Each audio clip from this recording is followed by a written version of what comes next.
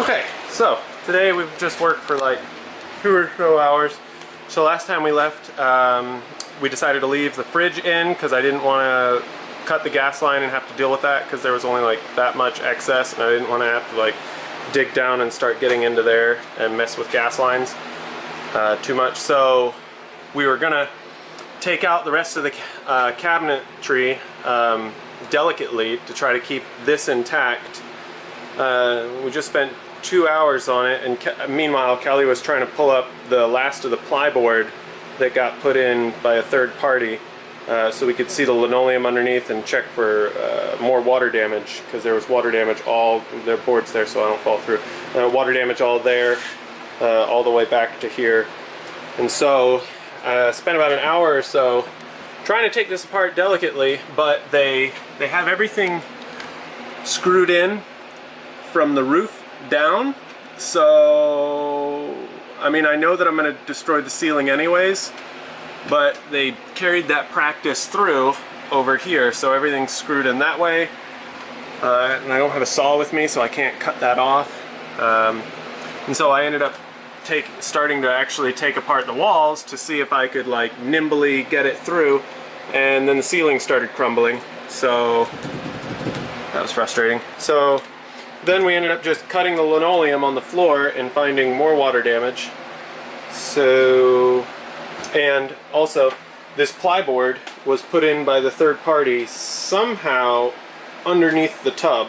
So the plyboard actually goes all the way to about here. You can't really see because it's too dark, but goes back to about there. And so in order to get that up, either I've got to get real nimble with cutting and cut it, or we've got to take the whole tub out, which is a big pain that I didn't want to have to do. And when we were thinking, the water damage that's here that we're going to have to replace runs through this wall. And the way that Jayco likes to build stuff, they build stuff on top of stuff. So this is on top of the floor. So we have to take the wall out in order to take the floor out, and in order to take the wall out, I've got to take the ceiling out. And maybe even like go underneath the entire trailer and see if I can find the screw points so I don't just, or maybe I'll just go in with a sledgehammer and destroy the whole thing. So that's what we're doing now. I don't. This spot up here. Oh yeah. And then I saw a little bit of like salt residue, or the stuff that hangs out whenever you have water leaking somewhere for a long time. And I saw a little hole that was caulked over, or I think it was spackle actually, not caulk. And so I pressed on it and I was like, oh. And yeah, I can put my hand through that right now if I really wanted to, but I'm not gonna. So I'm thinking that that's where a lot of the water damage came from, is there was a hole there and then it just ran down, because I can see this caulking flaking away here and then not flaking away down here. So I just know that there's got to be water that's just been running over here and just pulling everything away, and it probably sat right there and it's just been going over. So what that means for us, we were already planning on taking off the MDF walls, the ceiling, putting new insulation in, putting in new walls and everything. That just means now though that we will have to take out this cabinet, the bathroom, and you know, the doors, this wall, which we weren't really planning on. But in turn, it does let us modify this area a little bit, which we kind of wanted to do. It lets us make the bathroom as big as we really want to.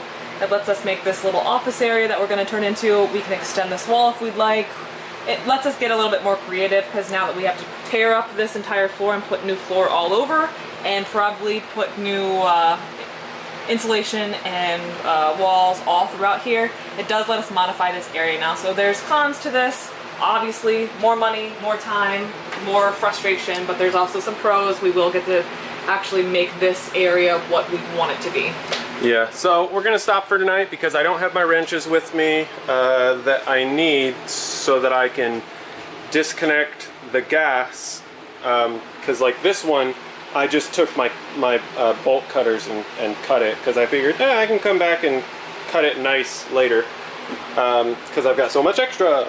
But this, I don't have that luxury, and I don't have any wrenches with me because I wasn't anticipating doing this.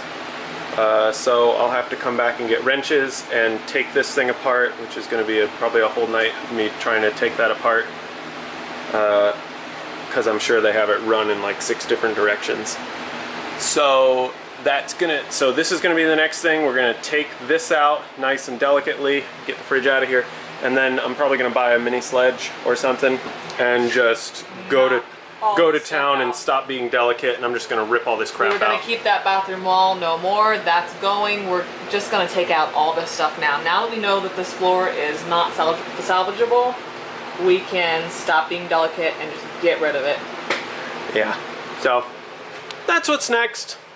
I was hoping that tonight I would have gotten all this cabinet work out, and the water heater, and the rest of the plyboard, but it didn't happen. Little setback.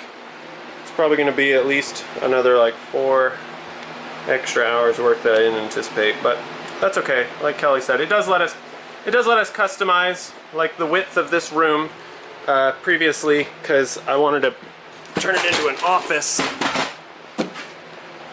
So the width here is a lot wider than I even needed it to be. Like really, I could have this wall like here, which is like a good 8 inches smaller, and that's enough room for the fold-out desk that we have.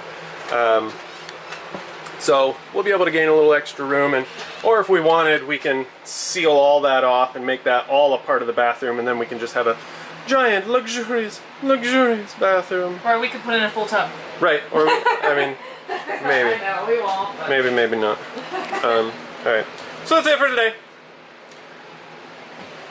Bye.